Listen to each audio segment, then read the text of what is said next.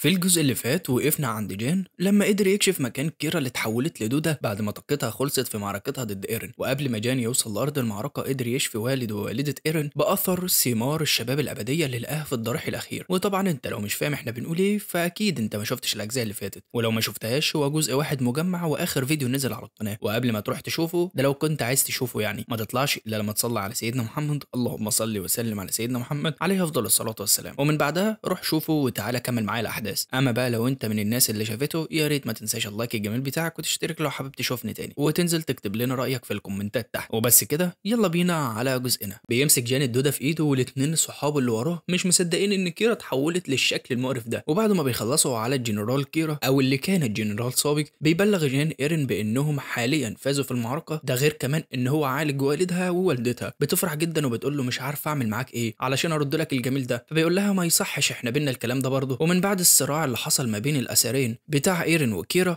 أصبحت نيويورك أخيرا سالمة مرة تانية، وبسبب رجوع زوجين عائلة هيلتون للحياة مرة تانية عملوا حفل في القصر بتاعهم. ولما بيرجعوا للقصر ريوجيا كعادته بينبهر بشكل مبالغ فيه، لكن للأسف ما بيلحقش يفرح لأن جان بيقول له انجز وروح شوف لك أوضة بسرعة علشان تبدأ الشغل وتعمل لنا نسخة في أقرب وقت من الأثر اللي في إيدك. أما جان فهيبدأ في خفض قوة تحكم كيرا في الأثر بتاعها، ومن بعدها بيمسك العلبة وبيفضل يرج فيها وبيقول لها لازم تتحاسبي على كل اللي انت عملتيه. ومن بعدها بيطلع ازازه كحول كمان وبيحطها فيها وبيفضل يرج فيها بمنظر وشه الشرير المعتاد لعند ما بيظهر ليه اشعار بتقول له مزاج الاثر بتاع كيرا بيتحسن بفضل الكحول. ده غير كمان ان قوتها بتزداد اضعاف، وكمان بيظهر له اشعار ثالث واخير ان الاثر بيتجنن. بيضحك جان عليها وبيقول لها ايه رايك بقى في الطريقه دي طريقه حلوه مش كده، علشان نعرف بعدها ان وفقا للاساطير زمان البشر عملوا شغب ضد حاكم الشمس رع، وعلشان كده رع ارسل سخمت علشان يمنعهم، لكن بسبب قسوه المعامله اللي كان سخمت بيعملها للبشر رع صنع له كميه كبيره من الكحول الاحمر وارسله للارض. وسخمت طبعا فكر ان ده دم البشر وشربه كله لعند ما وصل لمرحله السكر. ومن بعدها رجع سخمت لهيئه هاتحور، وبفضل الهيئه دي البشر قدروا ينجوا من خطر الانقراض، وعلشان كده الاثار اللي مع كيرا ضعيفه جدا ضد الكحول. وبعد مده يوجي اخيرا بيخلص النسخه اللي كان شغال عليها طول الليل، ولما بيلاقي جان نايم وهو شغال طول الليل بيتضايق، فبيقول له جان بعدها هي دي حياه العبوديه فما تشكيش كتير. في اللحظه دي بيسمع اصوات بتحاوط البيت فبيعرف جان ان دول اتباع كيرا. بيخاف يوجي لكن جان بيقول له ان هو اللي جايبهم هنا عن قصد لانه ما خافاش هاله الاثر اللي معاه. ده غير كمان انه ساب اثار كتير جدا وراه علشان يجيبهم وراه. فبيسال يوجي بعدها طب انت عملت كده ليه؟ فبيقول له لان اصلاح كل حاجه مش هتيجي من خلال ان احنا نتخلص من كيرا فقط، احنا عايزين نتخلص من اتباعها كمان، لان مش عايز موقفهم ضد عائله هيلتون يحصل مره تانية مع اي حد. وعلشان كده المره دي استخدمت كيرا كطعم. بيدخل عليهم الجنود وبيحوطوهم برشاشاتهم، وبتفهم كيرا ان دول اتباعها اللي جايين ينقذوها، فبتحاول تهز الازازه الكحول علشان تبين لهم مكانها. فبيلاحظها جان فبيمسكها وبيقول للجنود انا عايز اسوي الامور ما بيننا بسلام، وعلشان كده صنعت ليكم كحول جديد. ومن بعدها بيرميها عليهم ولكن مش بغرض انهم يشربوه، بل بتيجي على الحيطه وبتنكسر. فبيفكر الجنود انه بيسخر منهم، فبيطلع واحد منهم كل غضبه في الدوده وبيدوس عليها، وبيقولوا له بعدها رجع لنا الجنرال كيرا حالا. لكن في اللحظه دي الجندي اللي داس على الدوده بيلاحظ انها صلبه جدا. بتظهر اشعارات لجان بان قوه التحكم الخاصه بالاثر بتاعه كيرا بتتاثر بالاصابات اللي بتاخدها. ده غير كمان انه مش قادر يظهر قوته الحقيقيه حاليا. وطبعا في الوقت ده شويه الجنود الاغبياء بيدوسوا عليها وهم مش عارفين ان دي رئيستهم كيرا. بيتحرك جان وبيطلع اثر اللوحه اللي معاه وبيقول لهم حان الوقت علشان احولكم كلكم لدهان واسحبكم في اللوحه. وفعلا كلهم بيتحولوا لسائل اشبه بالدهان علشان يتلزقوا على اللوحه وكانهم رسمه. بيبتسم جان قدامهم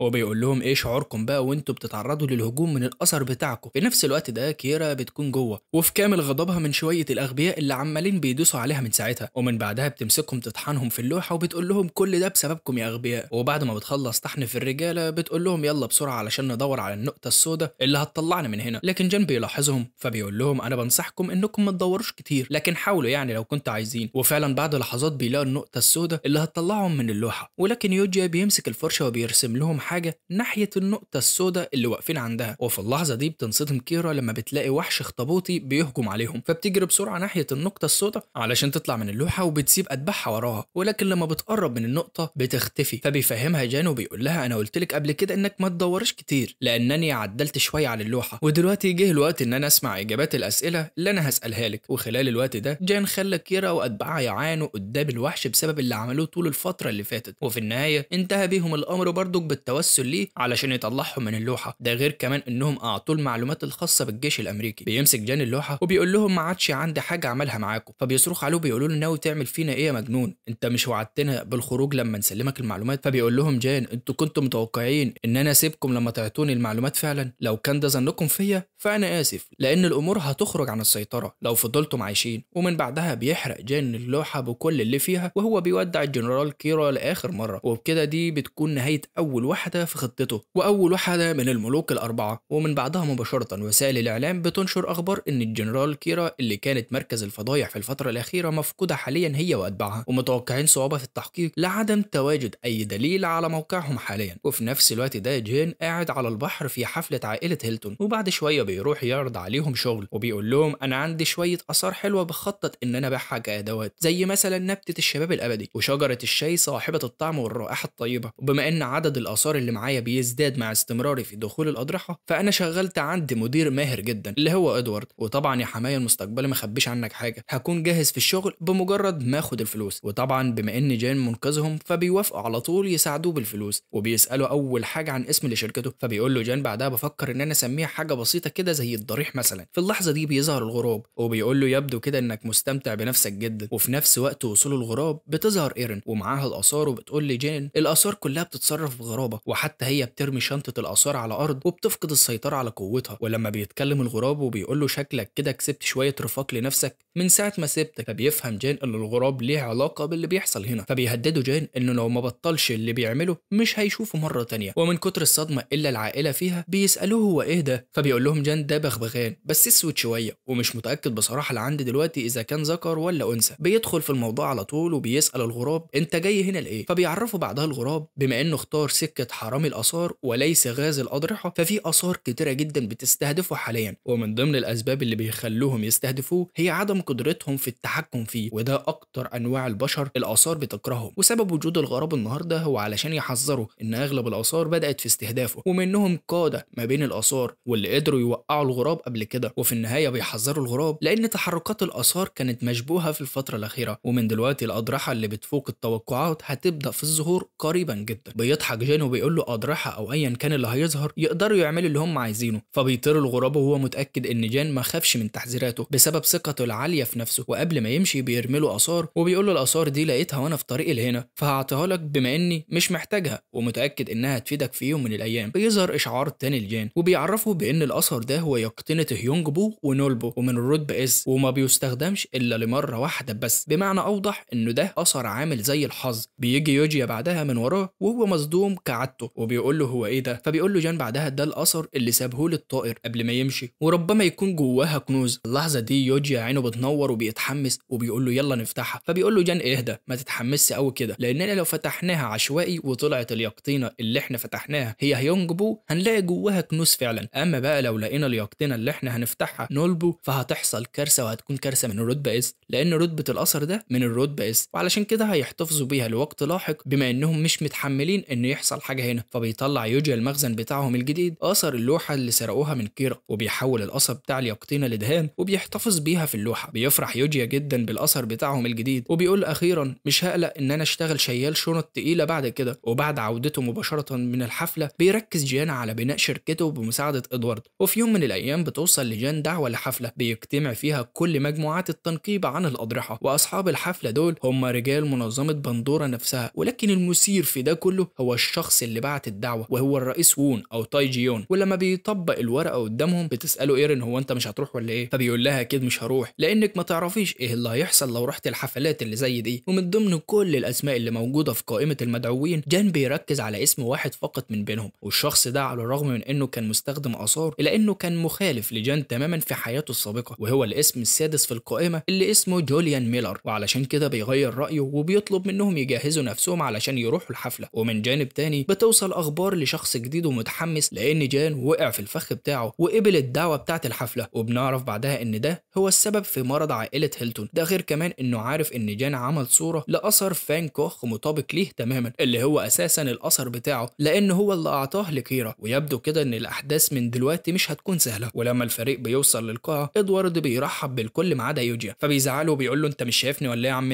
انت رحبت بالكل ما عدا انا. فبيقول لي يا عم اهدى احنا مش عارفين بعضنا من وقت طويل، دي مجرد اشكاليات يعني مش اكتر، اما انت احسن واحد هنا طبعا وانت عارف كده كويس. بيهدى يوجي العبيط على طول وبيقول له اذا كان كده ماشي، وعلى طول جان بيساله لو حصل حاجه، فبيقول له ادوارد بعدها الكل بيحاول يجند اي مجموعات تنقيب اضرحه مفيده، ومن بينهم مجموعات بندوره اللي مش سايبين اي فرصه وبيحاولوا يجندوا اي حد قدامهم. ويبدو كده ان مجموعه بندوره هي الغرض من الحفله دي كلها، بما ان في اضرحه كتير جدا بدات في الظهور في الايام اللي فاتت. بس استنى هنا، انت مش بتفكر انهم هيحاولوا يجندوك انت كمان لصالحهم؟ فبيقول له جان انسى، انا ما بشتغلش لحساب اي حد. فبيحذره ادوارد تاني وبيقول له حتى لو ما كنتش مهتم لازم تبص حواليك كويس، لان في اشخاص مهتمين بيك. في اللحظه دي بيظهر الولد الاصفر اللامع اللي شفناه من شويه وبيرحب بجان كونه احد مضيفي الحفله، وده هو اوستن روكفيلر. والمره دي جان ما بيكونش عارفه، ولكن يوجيا وايرين بيكونوا عارفينه كويس وبيقولوا دي شخصيه مشهوره جدا لانه عباره عن مؤلف وممثل افلام، وفي نفس الوقت بينشر موسيقى كمان، احمد مكي في نفسه. لكن جان مش مستريح لان في هاله خبيثه بتظهر منه، ده غير كمان وشه الاصفر اللي بيحيي جان قدام الكل، ولكن في الحقيقه بيفكر في الاثار اللي مش حاسس باي طاقه منها اللي المفروض تكون مع جان. بيقاطع يوجيا تفكيره وبيقول له وقع لي هنا وحياه شعرك الاصفر، وبكل سرور اوستن بيطلع القلم بتاعه علشان يوقع له، ولكن في الحقيقه ده اثر بيخلي اي حد يتعرض ليه يحترمه ويكون من المعجبين بتوعه. وطبعا العبيط بتاعنا هو اول واحد هيقع فيه، لكن اوستن بينصدم لما بيلاقي الورقه اللي وقع عليها بتنقطع قدامه، وحتى يوجيا بينصدم هو كمان لان جسمه بيتحرك لوحده، وعلى طول بيشك في جان لان جان عارف كويس ان القلم ده اثر، فحول اثر شكسبير للتليفون عنده واتحكم في جسم يوجيا، وكتب كمان بان يوجيا اللي عنده 26 سنه هيفقد عقله وهيقطع اي ورقه عليها توقيع اي حد تاني، وفعلا بيفقد عقله قدام الكل وبيقول لهم ايا كان اللي عايز يعطيني التوقيع بتاعه هقطع وشه. في لحظه انشغال الكل جان بيستغل الوضع وبيسرق القلم من ايد اوستن وبيكسره، وبيقول له ايه الطريقه الرخيصه اللي انت بتستخدمها دي؟ لو حاولت انك تستخدم القلم ده تاني هقتلك. بينصدم ادوارد لانه ما كانش عارف ان ده اثر، فبيفهمه جان ان اوستن اخفاه لكن ما يقدرش يخفي الهاله اللي طالعه منه. بيزعق له اوستن وبيقول له انت مين علشان تكسر الاثر بتاعي؟ فبيقول له جان لو كان غالي عليك قوي كده ليه بتطلعه قدامنا وبتهجم علينا بيه؟ وبيفكر بعدها في عائله اوستن اللي هي روكفيلر، ودي عائله غنيه جدا زي عائله هيلتون كده، وفي حياته السابقه كانت عباره عن عائله بتدعم مستخدمي الاثار باموالهم، حتى انهم قدروا يصنعوا مستخدمي اثار من المستوى الملكي. والجنرال كيرا المعروف بملك الحرب كانت واحده من نتائج تجاربهم، ولكن بما انهم بيدعموا المستخدمين القريبين من منظمه بندوره فهم اعداء جان حاليا. ولكن فجاه بيفتكر ان في حاجه غريبه في الموضوع، لان في حياته السابقه متذكر كويس ان عائله روكفيلر ما كانش عندهم مستخدمي اثار ذكور، وبيفكر في اوستن اللي واقف قدامه بما ان الاثار اللي ما يقدرش يخفيها بسبب المزاج الغير مستقر عنده، فاكيد مستوى الاثار اللي معاه حاليا من المستوى الحاكم، علشان كده ما بيفكرش غير ان المستقبل اتغير مره تانية زي ما اتغير قبل كده. حصل حاجه تانية، بيغضب اوستن وبيكون على وشك انه يطلع اثر جديد، وبيقول لجان بعدها وريني بقى هتتعامل ازاي مع اللي انت هتتعرض ليه حاليا. لكن في اللحظه دي بتتدخل الصحافه، وبما انه هيطلع اثر بيسالوه بعدها ورينا ازاي بتستخدم اثارك، وبطريقه غريبه بيفضلوا يسالوه عن الاثار اللي معاه، وده كان غير متوقع بالنسبه له. بيتريق عليه جان وبيقول له انت مش كنت ناوي توريني اثر من شويه ولا انت خايف من الكاميرا؟ ولسه بيصرخ عليه اوستن بيقاطعه جان وبيقول له بنظره جديه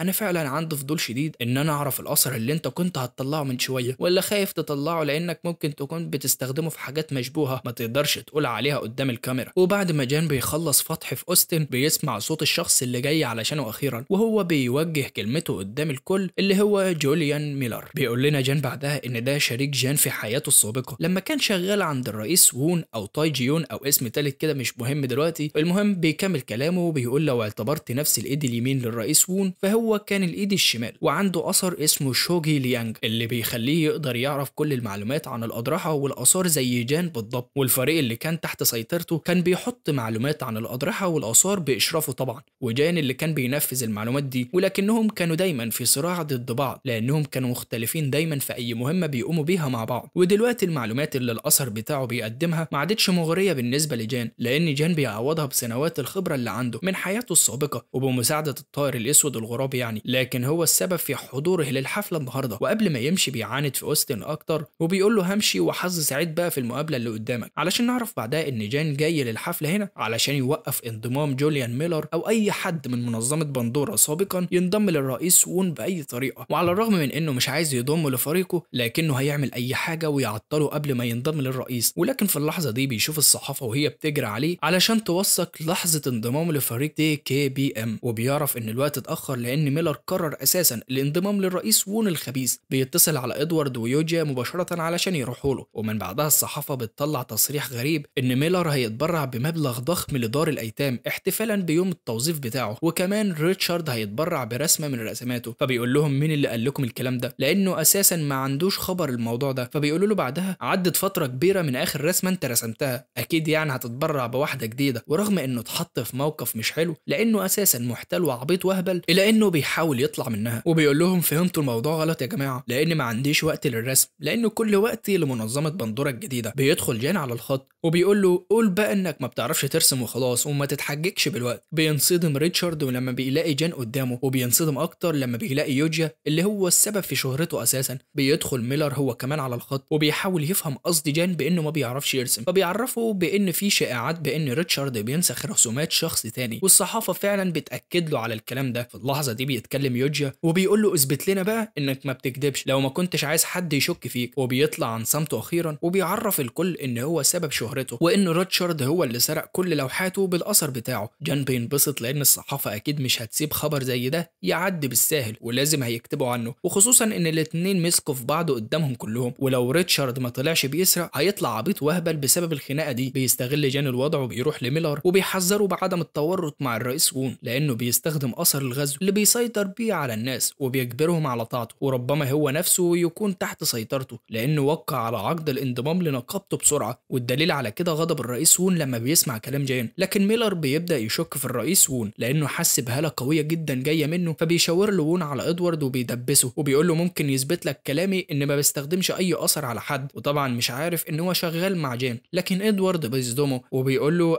انا ايش عرفني بعمايلك السوداء. وبعد ما بتخلص الصحافه من خناقه العبيط والهبل بيرجعوا لميلر علشان يكملوا الصفقه، ولكن ميلر بيقول لهم مفيش داعي لان العقد اتلغى خلاص. ولما بيبص على جان بيلاقي ان حواليه هاله قويه هو كمان، لكن على عكس الاخرين فهو محمي بهاله خطيره جدا. وبعد ما بيوصل جان للي هو عايزه بيضحك في وش الرئيس وون وبيستهزأ بيه قبل ما يمشي. لكن الرئيس وون بيغضب وبيظهر قوته في المكان وبيقول له انت مفكر ان هسيبك تهرب بعد اللي عملته ده. بيحذره التابع وبيقول له لو استخدمت الاثر اللي معاك هيكون فيه خساره من عندنا كمان. لكن تاي جيون او الرئيس وون ما بيهتمش وبيكمل. فبيستعد جان هو كمان وبيقول له حاول تجرب بس انا مش هكون زي اخر مره اتقابلنا فيها. بيتدخل اوستن وبيوقف وون وبيطلب منه يسيبه له المره دي لانه هيدمر القاعه لو استخدم الاثر الغزو اللي معاه. وطبعا اعضاء بندوره مش هتكون راضيه على اللي حصل هنا. ده غير كمان ان هو عنده تحدي شخصي مع جان. بيطلع اخيرا الاثر اللي كان عايز يوريه لجان وهو مليان بالثقه، وده بقى اثر زوروستروفيستا او افيستا على طول. المهم هو اثر من الرتبه اس ويعتبر اثر قوي جدا لملك التكاثر في الماضي لانه كان واحد من الملوك الاربعه الاوائل من بين 15 ملك، وتقريبا في نفس مستوى ملك الغزو اللي مع الرئيس وون، وكمان ملك الحرب الخاص بكيرا. اما هو فحكم عدد كبير جدا من الناس باستخدام قوته. ده غير كمان ان الناس كلهم اعطوه كل ثروته واثرهم وباعوا نفسهم علشان يكونوا جنود عنده. بيفكر جان في الوقت ده بما ان الاثر ده معاه فاكيد المستقبل تغير عما كان. بيستخدم اوستن اخيرا قوه الكتاب وبيحط كل اللي في القاعه تحت سيطرته، وبيظهر اشعارات لجان بان الناس اصبحوا اتباع للاثر افيستا، وبما انهم اصبحوا تابعين ليه فقوتهم بتزداد بنسبه 10% على حسب مستخدم الاثر. ومن ضمن اللي تم السيطره عليهم هو يوجيا. لكن جان بينصدم وبيقول له استنى بس انت هتزيد في الزيطه، انت اي حد بيتحكم فيك كده على المشي. فبيعرفوا اوستن بان قوته في السيطره مش هتقف قدامه لان الاثر بتاعه بيتحكم في مشاعر الناس. لكن جان بيضرب يوجيا على راسه وبيقول له فوق يا عبيط، وفعلا بيفوقه بس ببالونه فوق راسه بسبب الضربه، وبيقول له لو ما فوقتش هفضل اضرب فيك تاني لعند ما تفوق. فبيقول له يوجيا بعدها خلاص يا عم فوق. ومن بعدها بيرجع لاوستن تاني وبيطلع سيف وبيقول له بما انك تستخدم الهجمات العقليه انا هرد عليك بنفس اسلوبك. ادوارد بيكون عنده نفس تفكيرنا كلنا بالضبط وبيقول له لما انت هترد له نفس هجماته بتطلع سيفك ليه. لكن جان بيتحرك وبيقول له ما تشغلش بالك انت، اتفرج واستمتع انت. وفي اللحظه دي بيتخطى الكل وبيروح عند اوستن وبيضربه على اساس انه قطع رقبته. فبيمسك اوستن رقبته فبيلاقيها مكانها لكنه متاكد انه قطعها. لكن جان بيقول له خفت يا بطه، ايه رايك بقى اخدعك مره تانية، لكن المره دي هتكون في الصفحات الاولى عند الصحافه كانك الشخص اللي بلل بنطلونه. ولما بيبص وراه بيلاحظ ان الكل كمان بيتوهم زيه. فبيعرفوا جان بعدها بان السيف اللي بيستخدمه بيقدر يظهر للعدو مساوئ لحرب. ولكن الاهم من ده كله لما اوستن بيلاقي